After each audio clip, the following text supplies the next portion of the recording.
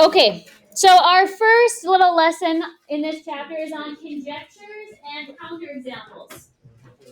So when you guys did that escape room on Friday, you were using patterns and observations to get your answer. And when you use a pattern or an observation, that is inductive reasoning.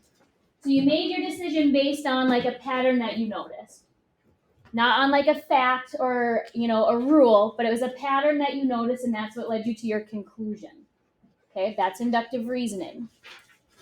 Now your conclusion, you can think of it as your conjecture, okay? A conjecture is just an educated statement, an educated guess about the pattern or your situation that you're looking at. So again, inductive reasoning is just using patterns to make a statement, and that statement is called a conjecture. You're just saying something about what you're observing.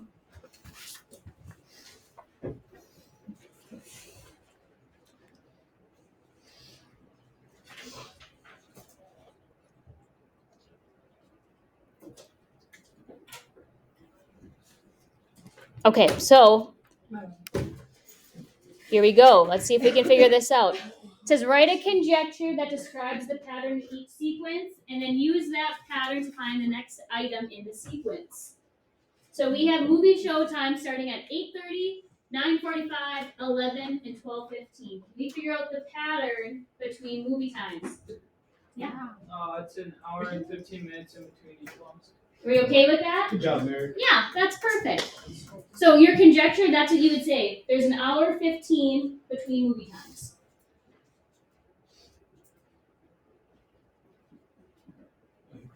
There's an hour 15 minutes between show times.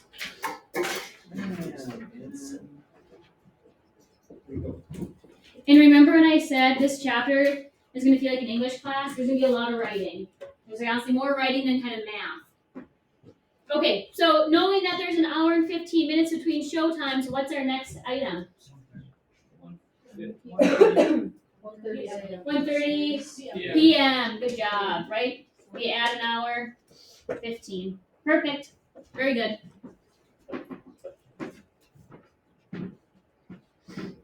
Okay, the next one, we're starting at 10, 4, -2, -8. What's our pattern? -6. Woo! You're going to say -6. So our next term would be -8 minus 6 is beautiful. So we noticed a pattern and used inductive reasoning to write our conjecture, right? Okay.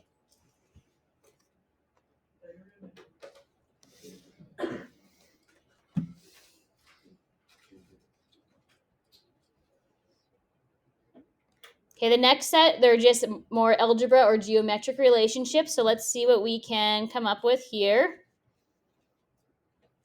The sum of two odd numbers. So we got to figure out, what is that sum always going to be? Is there a pattern? Yes, Sam? It'll always be even. It will always be even. So if you didn't see that right away like Sam did, let's try a few examples in this workspace. So you guys know what sum means? Yeah. What does it mean? Two things added together. Two things added together. So someone give me an odd number. 3. 3 plus 7? What does that give me? 10. Let's do one more example. 3 plus 3. 3 plus 3 gives me, that kind of makes sense. Are we always going to result in an even number when you add two odds? You will. And if you didn't see it right away, just try a bunch in the workspace here and you'll notice the pattern, okay? So our conjecture could be results in an even number.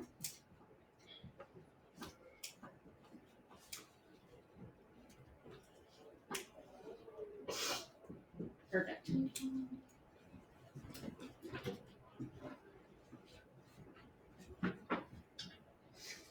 Okay, the product of two even numbers. Product means to what? Multiply. So we're multiplying two even numbers. What's always our solution? Even. It should be even, right? But let's just test a few just so we have in our notes. Give me an even number. 4 times 6 gives us 24. Should we do one more? 8 times 2? 16. Did we get an even number? Good. So results in an even number.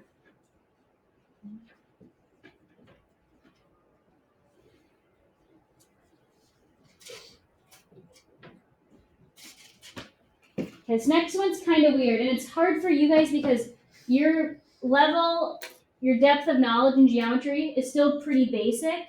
So when you're given a geometric relationship, you only have so much to fall back on. So these ones are a little bit tougher, okay? But it says the relationship between AB and EF, if AB equals CD and CD equals EF. They're equals. So for some, yeah, they're equal. And maybe let's just draw a picture just to show that. So AB would be a segment, right? So here's AB. Oh, EA, that's fine.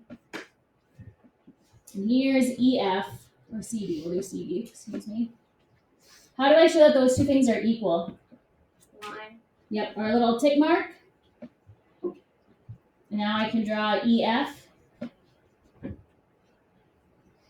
So now if EF is the same as CD, it gets a tick mark. So does it make sense that AB and EF are the same? Because they're both equal to the same thing?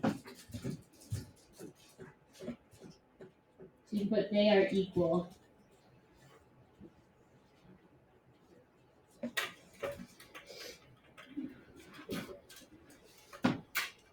Is that all right?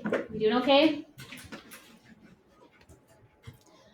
So let's say you're given one of these relationships and you could show that it's false. That's called providing a counterexample. So on the very bottom of that first page, you have one more term there. A counterexample is showing something is false. To show something is false, you have to prove it by giving an example that doesn't work.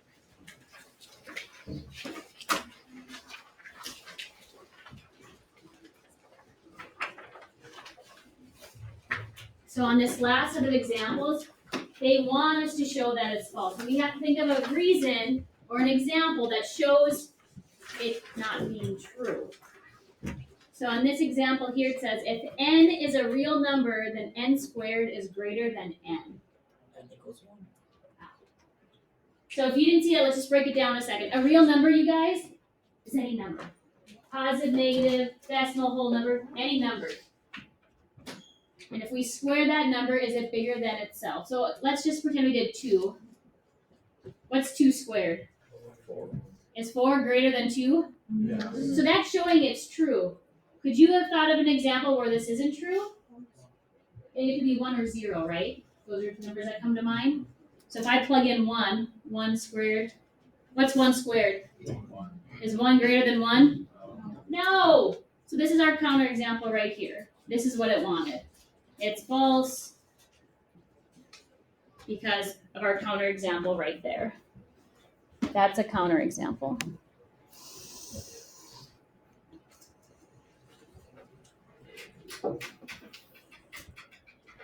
Again, you're trying to think outside of the box, okay? So on this next one, it says segment JK is congruent to segment KL. Then K is the midpoint of JL. Can anyone think of an example where K would not be the midpoint? Yeah. Angle. Could be an angle. You're close. Since angles are raised, they go on for forever, so we can't necessarily say they're congruent, but you're on the right path. Yep. What about like A circle. The only thing is, does a circle have segments? No. And again, this is where it's tough for you guys because you don't have that background. But what if you guys heard of an isosceles triangle? Nope. Yeah. Oh yeah. What do you guys know about an isosceles triangle? How many legs are the same on an isosceles triangle?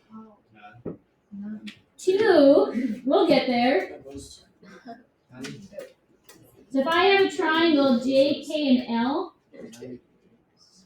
and I make those 2 legs the same, is K the midpoint of that segment? Yeah. So they would have to be collinear, right? Are these 3 points collinear? No. So this is a potential counterexample. And again, folks, I get it. Like, it's tough. You haven't really had to use your brain this way, and you don't have a lot to fall back on. But this would be a good example.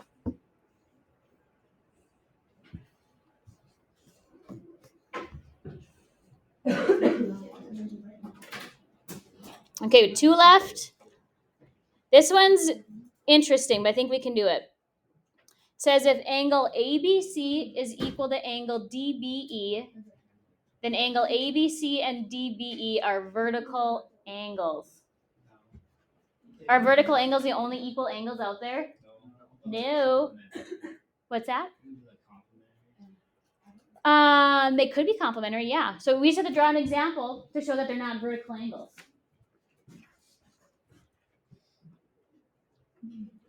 The only problem is we still have to use those letters, so we have to make sure it still works for our problem.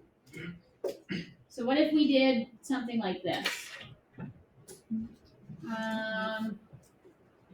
So bear with me for a second, and it'll kind of make sense when you see it. What if this is A, B, C, D, and E? So I want you guys to start with that picture there, and then you can kind of label it.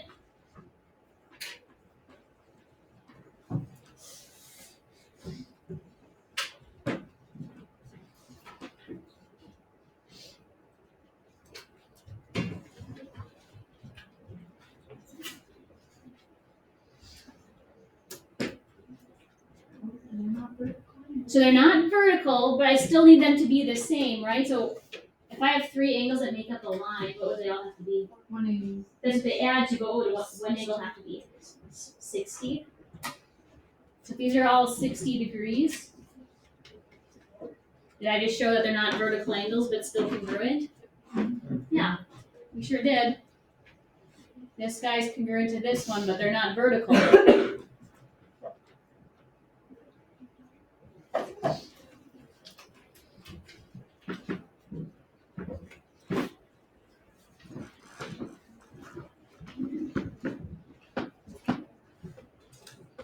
The last one I think is a confidence boost. So we'll end on a high note, okay, you guys? It says if the area of a rectangle is 6 square inches, then the dimensions must be 2 inches by 3 inches. 6 and 1. Yeah, is there another way to multiply to 6? 6 and 1, 12 times 0.5, right? So we can just draw some random rectangle. 6 by 1. Does that still give us an area of 6 square inches? Sure does. I haven't done a very good job of having you guys summarize, but will you take the next 30 seconds to summarize our lesson in that box down there? What did we do today? Or you could answer the essential question, which was, how can reasoning help you solve problems? You guys take a minute and summarize what we did in our notes. And maybe it's as easy as saying what inductive reasoning is. What is inductive reasoning? You can summarize that.